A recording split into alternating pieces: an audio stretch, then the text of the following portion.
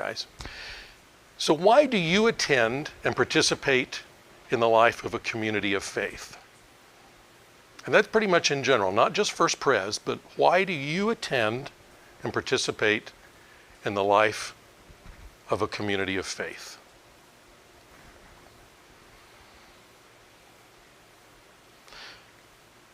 And the next, why do you come to First Presbyterian Church of Ann Arbor specifically?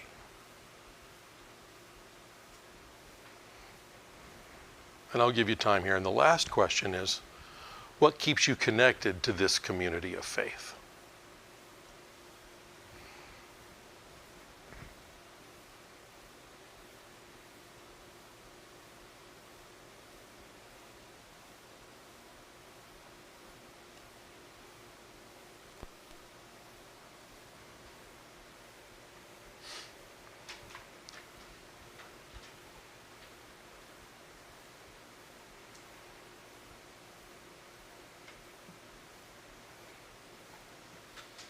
If you're there, would somebody be willing to share your answer with the first question? Why do you attend and participate in the life of a community of faith? Go for it, Jenny. We can grab that. Here we go. I just feel like it grounds me. I think it's on. Yeah, it's on. It just grounds me in a spiritual experience. I think it's part of my total lifestyle. It's just part of, I have friends outside the church, inside the church. You know what I'm saying? It's just another aspect of my total life experience. Would anybody answer the second question up there? Why do you attend First Presbyterian Church specifically? Tom.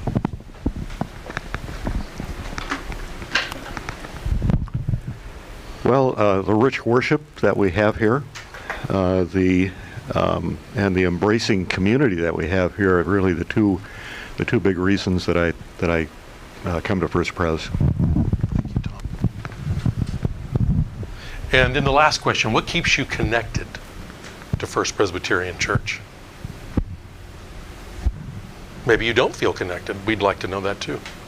Sandra. Oh, sorry.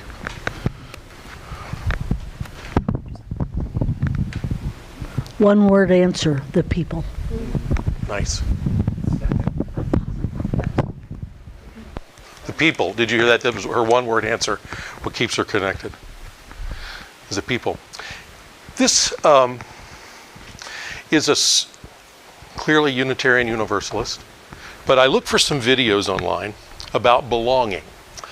And this is a snippet from a sermon from, looks like her name is Pamela. So I confess I don't have a lot of information about the church, but I'd love to share this with you. And I hope the church talk about. What does it mean to belong? What does it feel like to belong? Are you one of those people that always feels comfortable and like they belong wherever they are? There are people like that. Or are you one of those folks that never quite sure? No matter, maybe in your family's living room, it's not sure you actually belong there. Or are you somewhere in between? Each of us have different ways, a lot from when we grew up, that lets us know where we fit into the world and if we fit into the world. And it's one of those very weird parts of being human that it can look like everybody in the room is having a great time and everybody is just fully belonging. And every single person in that room might be faking it. And we don't know, do we? We don't know unless we reach out and go, oh, I wasn't feeling it. Have you ever done that? Have you ever reached out to someone and go, I wasn't feeling it in there? And they go, yeah, me too. And you thought they were having a blast. Yeah, that's how it is. We don't know what's going on in other people's hearts and minds. And still we try to create beloved community. We try to create a place that can say, yes, come in, you're welcome, we want you here. So what does it mean to belong? Some more questions headed your way. Isn't this a great picture of the, I think it's the ice cream social? from the looks of things, but also in the brochure. But I think it's such a gorgeous picture of this community to which we all belong. When you say you belong to First Pres, what does that mean to you? I'll put all three questions up. Write down your answers. How is belonging different from attending or consuming? I love that question. And what responsibilities come with belonging? So take a minute, write down your answers, and ask three of you to share.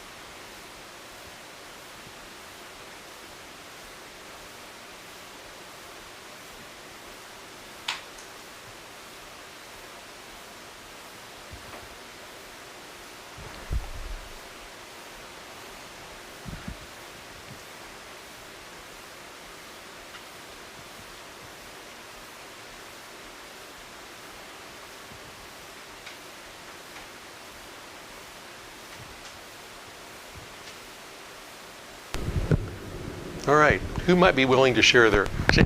Awesome. Sorry for the noisy mic. Thank you.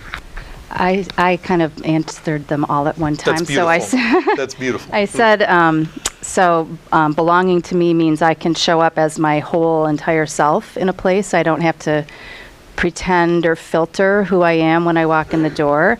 And when I belong, I feel like my true self is seen. So my skills and my abilities are noticed and that they're valued. And then the responsibility then comes to serve, like to share with this community all of like who I am. We need that little soundbite on a video, please. Who else might be willing to share? Nancy, thank you. So I'm going to do exactly what you did. To be belong is to feel seen, known. And the second question, belonging is personal. It requires engagement with others. And responsibility, it seems to me, is to give back even as we are given to. That's beautiful. Mary Smith. I just made a simple suggestion for number 2. Attending and consuming is swell, but you gotta give and get. It's lovely. Jayla.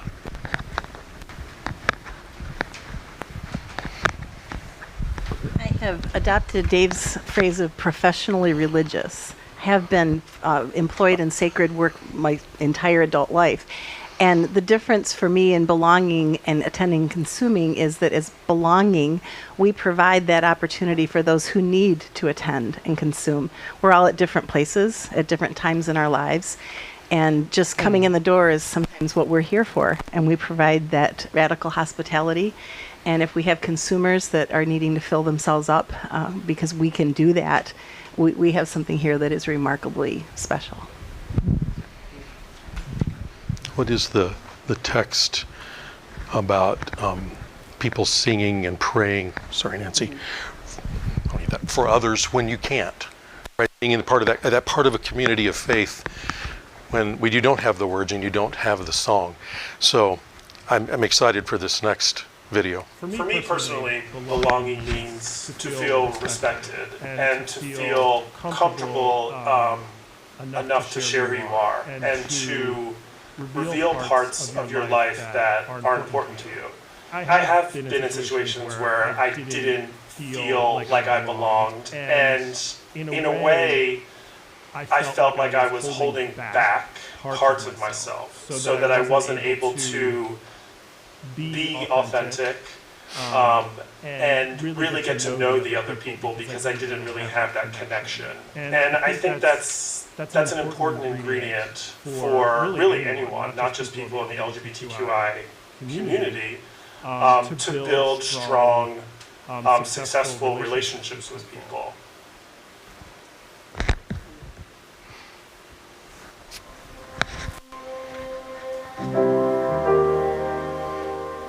Every day we are reminded, invited, and encouraged to belong, to join one thing or another, to be part of a group, a club, a membership. Do we really understand what it means to belong? What it means to be connected to a group that values our contribution? Maybe we get confused because we tend to use a transactional lens to assess our belongingness. Something we buy, something we sign up for, something we earn our way into. But what if we used a transformational lens?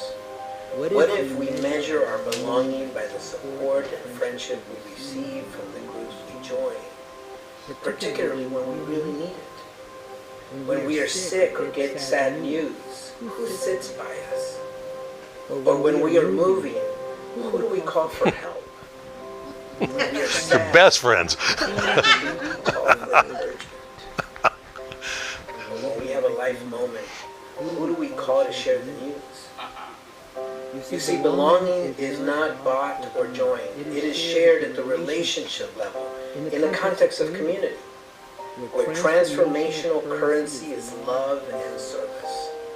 It's why social media clubs, reward cards, or even a membership to the YMCA does not equal belonging. Not until we make an intentional connection with others. And that was a video for a YMCA.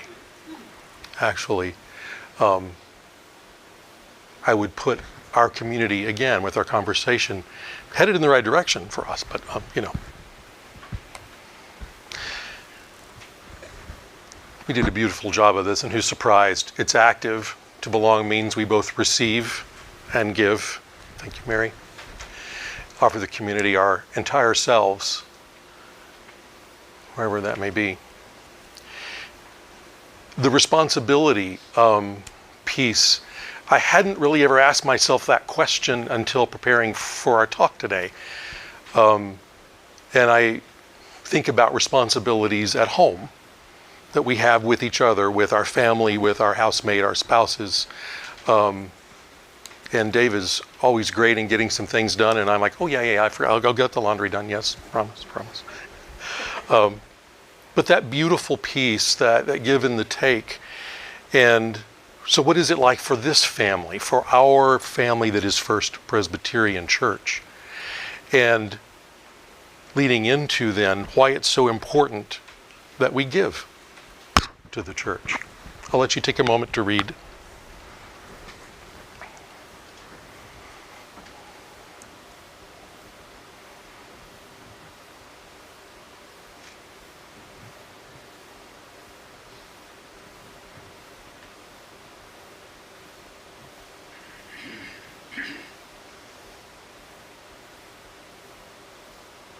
I love this.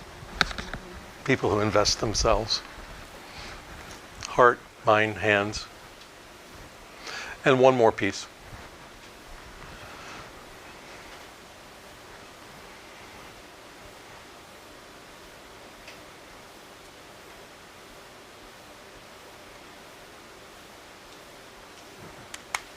What is the phrase where we're hatched, matched, and dispatched? I thought those were two marvelous quotes.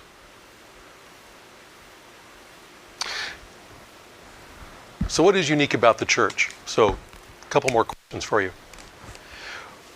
What does it mean to you that the church is a spiritual home, and how is that different from your experience with other nonprofits? Even the YMCA, or the Symphony, or any other nonprofit, even one that houses homeless or feeds people. How is your experience in your community of faith different? And how specifically has First Pres shaped your life or your family in ways that no other organization could? And I sincerely hope that we have. It does me every day. Take a minute, write down, and I'll ask a couple of you to share.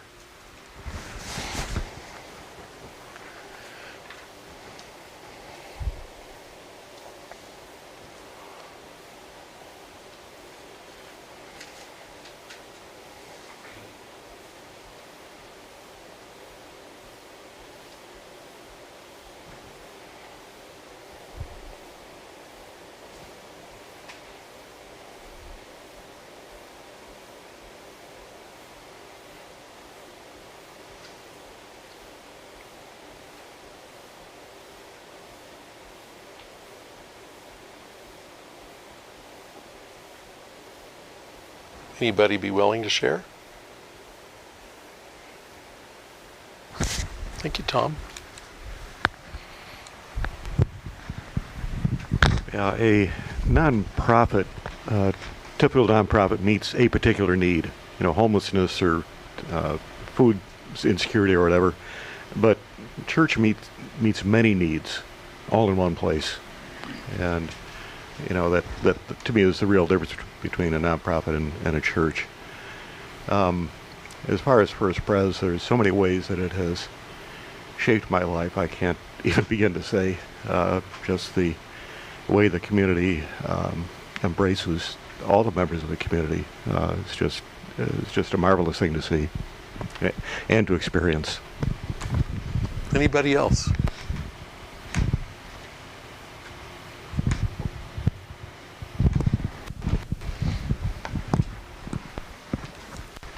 Thank you, Tom.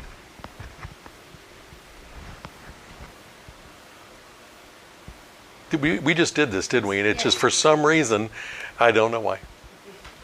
All right, some ways in which stewardship is different than fundraising. If back in the video from the YMCA, there was a comment about the transactional nature of some of our relationships versus a more formative and transformative nature.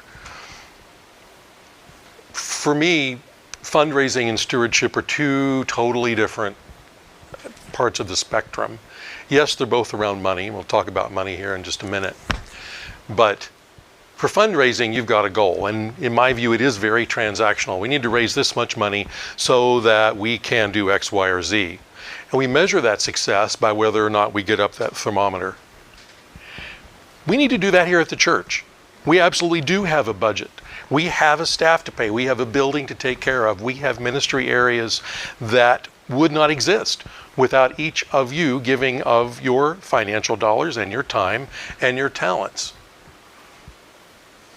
But stewardship, for me at least, and I hope for you, can become a transformational part of your life. How can I grow? How can we grow in faith and trust? It does shape your life. True stewardship, true sacrificial stewardship, I promise you, will change your life. I experienced it firsthand throughout my life. And like I've always said, every time Dave and I think, I have no clue how we are going to meet that pledge card that we just put in. But we do. And there is always enough. Every time in our lives we have stepped up, there's always been enough. It's incredible, and it changes our life. To know that we are making a difference along with you all. It's not just our gift, it's our gift and your gift and your gift and your gift of money and time and talent. That is the engine and the spirit behind what happens here. And that for me is the lives growing in gratitude, trust, and joy. Different congregations, I found, have different perspectives about actually talking about money. Some congregations do not want to talk about money at all. It's a few weeks, right, during the year, maybe October, and we'll have stewardship, and we're just all itching in the pew while we talk about it. And then, oh, thank God that's over. Sometimes we don't even talk about whether we met the goal or not. Sometimes we don't even want to talk about the goal. Money is a big part of our lives. And I do believe what Dave said today and what Beth said from the communion table at Central Pres in Atlanta.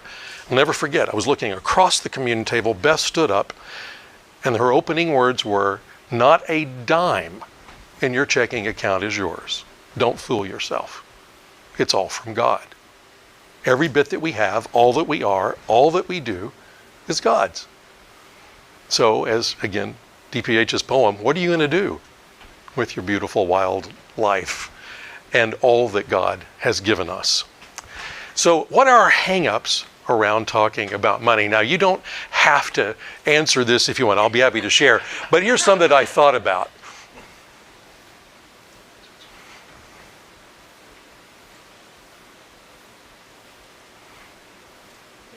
Been there, done that. Also been there and done that. And I've heard that my whole life. I was struck, and I have to share, I will not say the situation I was in, but I was struck when I was having a conversation with someone and they said, "But I have to balance my giving to the church with the symphony and the Red Cross." And that perplexed me. It's the first time in my life I had ever heard that. Like, wow, seriously? This is your home. This is where you're hatched, matched, and dispatched. This is the place that forms you. And you can tell I'm very passionate about it. But I will find a time to talk with this person. That was a shift for me. I grew up in a household where we didn't have a lot, but we certainly did not do without. Very fortunate. But the church was always there in so many ways. My grandmother, as you might remember, was DCE, Director of Christian Education, at the large Methodist church a few blocks away. So we were always there. The doors were open or closed. We were always there. Later, I got to sit at the pipe organ console that my great-grandmother gave, and the list goes on and on. So the professional Christian or whatever. But I remember the discussions, the open discussions around stewardship every year.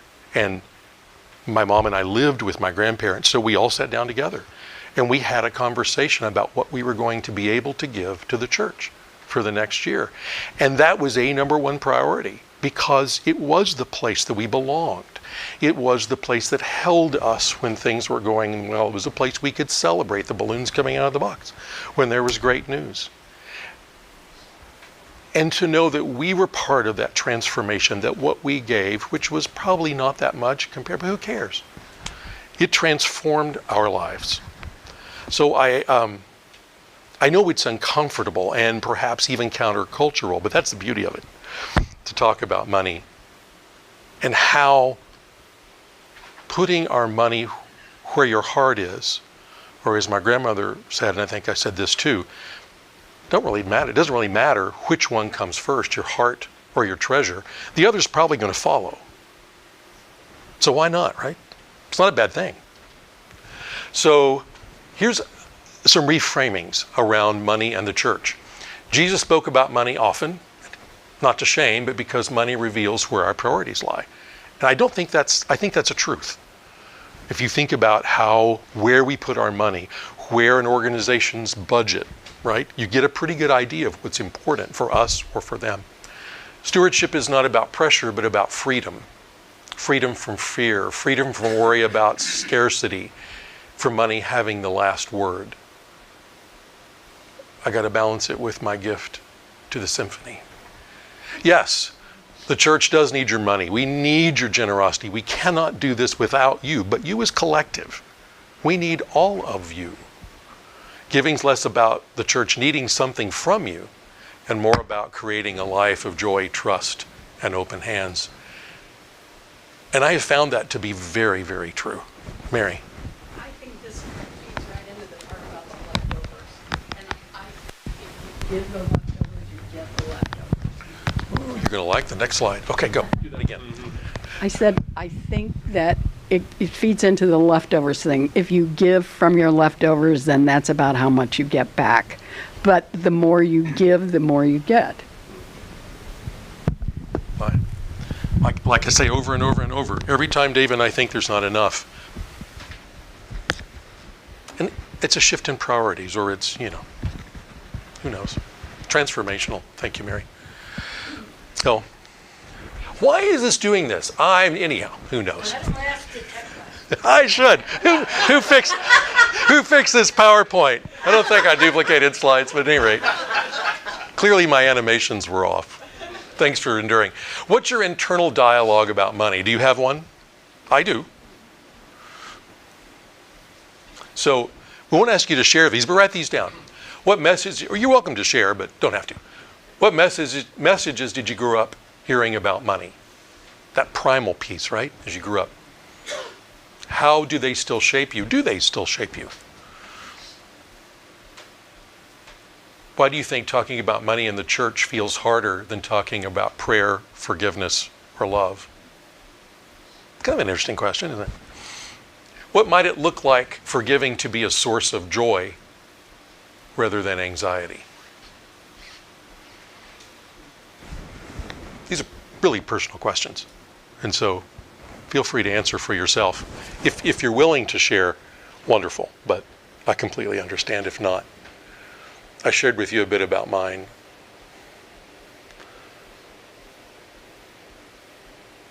But why do we? Why do we hesitate? When I first arrived at First Pres here, there was quite a reticence to not talk about the deficit that was right square in front of us, and the hundreds, thousands, not 100. Well, maybe it might have been one, tens of thousands of dollars we were going to pull out of surplus to make the budget work. And we did not want to tell the congregation we had to do that. And I was perplexed as hell. Like, but we're all in this together, right? This is, we're this family, we belong. And there was a sense, my projection, there was a sense of failure. How did we let the church down? Or was this not good enough? Or we can't talk about money. We can't talk about not meeting the budget. But why not? Maybe it's rhetorical at this moment. I still don't have an answer for that one. But you'll notice I've kind of farted in church and talked about it. That's what I wanted us to do. I wanted us to say, hey, we didn't meet the budget. We didn't meet the goal. That's okay. But share with the family, right? Anybody want to share anything? Shayla, I'll wait. Mike. Whole society is, there's an underlying shame for not having enough. That your financial status, I'm looking at children that right now are switching from having paid school lunches to now having to claim in public that they need that help again. So, if you're in a place in your own life where you're struggling or you're worried about where that next fund is coming from, that creeps up into all economic levels, I believe. Thank you. Shame. Shame's a powerful. Read Brene Brown's work. Yeah? I would just say quickly that when I'm a big fan of talking specifically about money, like all the time with our kids, with each other, because when you're vague about money or when you think you shouldn't talk about money, that's when money keeps all of its power. So as soon as you name it and you say, like, this is not in any way that's like ranking or we have this and you only have that, but money, like in any negotiation, when you don't share the exact thing you're thinking of, all the power is gone, right? Money keeps the power. But you just name it. We have a deficit. We name it. We fix it. We've taken back the power. That's beautiful. Would you like to be on fire? So, Jenny just said, right? Source of joy rather than anxiety. Name it. Shine light on it. Right? It loses all its power. Things always lose their power when you shine light. Almost always. Yeah? Thank you. Give you a chance to read. Would someone read this? You're tired of my voice. Anybody? Somebody? I'll read it. Go for it, Nancy. Oh, sorry. The almighty Mike, yes. The point is this: the one who sows sparingly will also reap sparingly, and the one who sows bountifully will also reap bountifully. Each of you must give as you have made up your mind, not reluctantly or under compulsion, for God loves a cheerful giver. And God is able to provide you with every blessing in abundance, so that by always having enough of everything, you may share abundantly in every good work. But if I may say, I Please. think that that it's a way of thinking about it that is counter to our culture, Yes. and that abundance is defined differently in different settings. And what is an abundant life? Is it just about our stuff or something much bigger and better than that? So, Beautiful distinction. Abundance of stuff.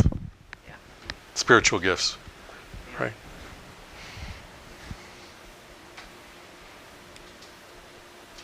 I served in a community that wanted for literally nothing. But the beauty of that particular community of faith was they got exactly what Nancy was talking about. The folks of means there were able to write the checks that could make a difference to a world in need, and understood actually the responsibility that they had, and this was thanks to the founding pastor. But very much set up what you were talking about. So, what would it look like to go all in? Going all in shifts giving from obligation to joy. I do believe that. When we loosen our grip on money, it loosens its grip on us. A little bit of shining the light on the reality there. And stewardship can change us. Reordering our priorities. Abundance in a different way. Deepening our trust, leaning on God's abundance, not our own scarcity, however that may be defined. And multiplying our joy, seeing a community of faith blessed through our gifts, the one that Tom referenced early on. This beautiful place that holds us, nurtures us. Hatched, matched, dispatched.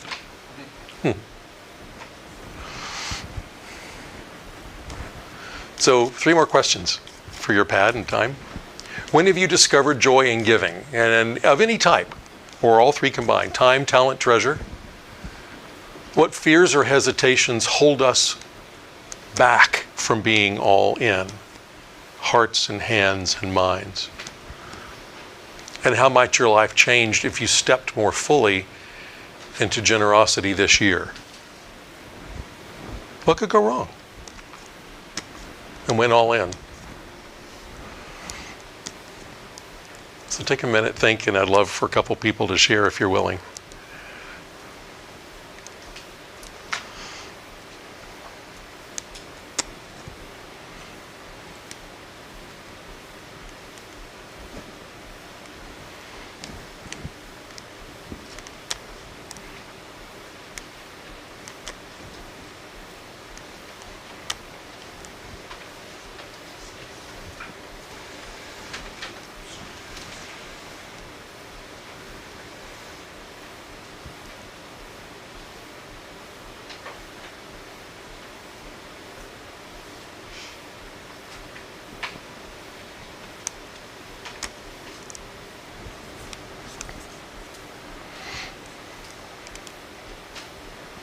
Anybody willing to share about a time you discovered joy in giving?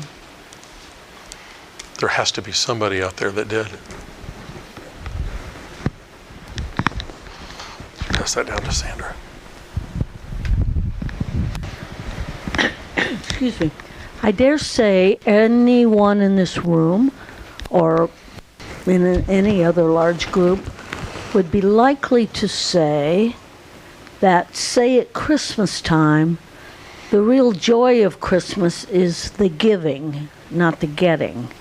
I would be surprised if every one of you wouldn't say that. And the same is, in my experience, true when you're giving to the church. I get a lot from this church, but the pleasure is in what I am able to give back, and or give before there's any back to it. And I think it just maybe takes thinking about it. I'm not saying anything that I don't think is probably true of all of you, but you have to think about it to recognize it and then take joy in that. How about what might hold us back? Like what fears or hesitations would we have of stepping up your pledge, volunteering more? Even if you just have a word, pop it out. Well, my mama taught me that you don't go all into many things without really thinking it through, because you need a plan B, C, D, just in case.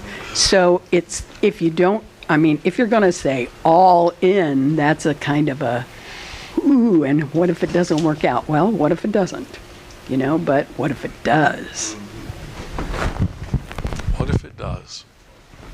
Go for it. Maybe, I love it. maybe related to that, I think the fear too, it's do I trust that my funds, our funds, are being used wisely? Right? Do I have full confidence that they're going to a good place? And I guess how do I guess I have an opportunity to be part of that and control that, but I think it's... Throw you by the chair, fine ass. But I think that's the fear. It's a trust thing, right? Are we using things wisely? So what does, I've got a mic on, put this thing down. So what does that look like? I think, Kurt, thank you. If we're all a family together, and our responsibility with each other, and we clearly appoint very capable people to committees all over the place here, and trusting that process. I remember one particular capital campaign in my home church. Again, all stories about family, but they were so formative for me. And my grandparents did not agree completely with what was going on with the capital campaign and what they were doing. It was, there were some ridiculous riches that were, this is the panhandle of Texas, so take it for what it's worth. We've lived there, it's of its own. We didn't need to have carpet that was milled overseas and brought over and put in our hallways, or craftsmen from England that came in and carved, literally, carved the areas over the stairwells. We didn't need that. And my grandmother certainly didn't think we needed that. But it's what the church had decided to do, and it's what the people that were elected by the board had decided to do, and we elected those people. And so, and she's writing the check, grumbling a bit while she was doing it. We don't need that damn carpeting.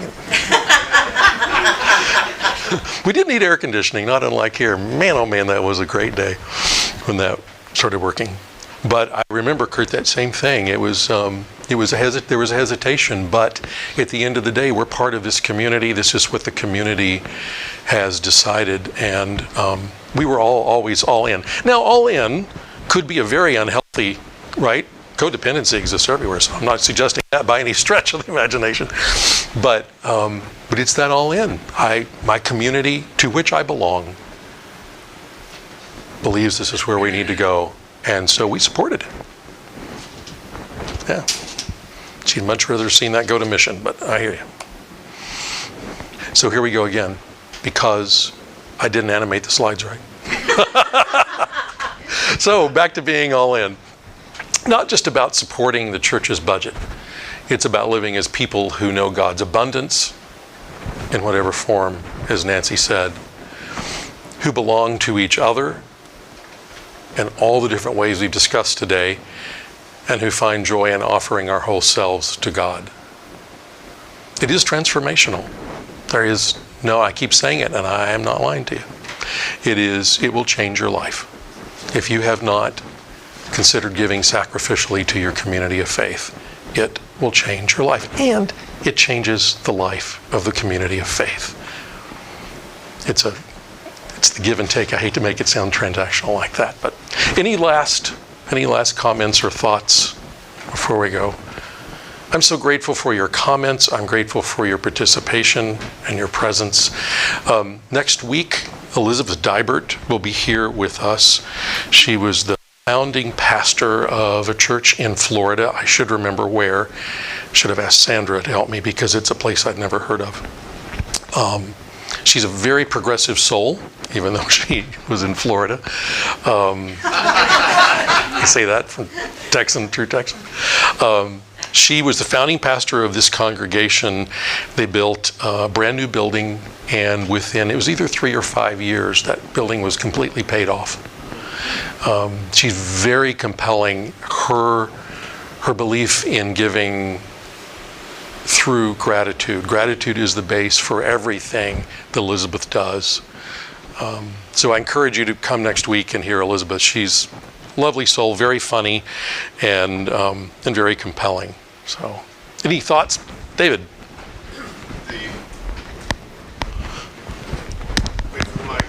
Wait for the mic. Bill's much happier when we wait for the mic. Being a part of a large church might sometimes be a strange feeling. We might feel like one passenger on the Titanic, and maybe let's all right, let's not zoom it that. Let's say one passenger on a cruise ship. There you go. But anyway, we may feel a very small piece, but we have as much to offer as the next person. We have our talents, we have our energies, we have our resources, we have our willingness to step up and say, I can help by doing that. And also, even though we have some people in our congregation that are judges and lawyers and other high-power financial people, and some of us are musicians, but nonetheless, we all have something to contribute, and the pennies add up the same way the dollars do, and the willingness Amen. to step up and bake those cookies or wash the dishes after a dinner, or to set up for an event or whatever it is that we do. These are the gifts that we can offer, and every contribution that one person makes in whatever way is that much less that still needs to be done, and it's helpful. Thank you, David. Okay, should we wrap it up, do you think? Yeah. Okay, so People are we have hungry. an orchid outside for you, Brent. I'll try not to However, kill I it. give Thank it to you with some reservations. Because I took one to your house one time, and I talked to your sweet man, and he said, well, thank you, but I never have any luck with these. So, it's in your hands. I'm not sure that's any better. David touch it. Anyway, thank you all very much, and I know Brent is really hoping we all show up again next week. Please do. For more, and Please do. we really appreciate everything you've shared with us, and your wisdom, your humor, and Well, thank just you for all. being who you are. So, thank you. Appreciate it.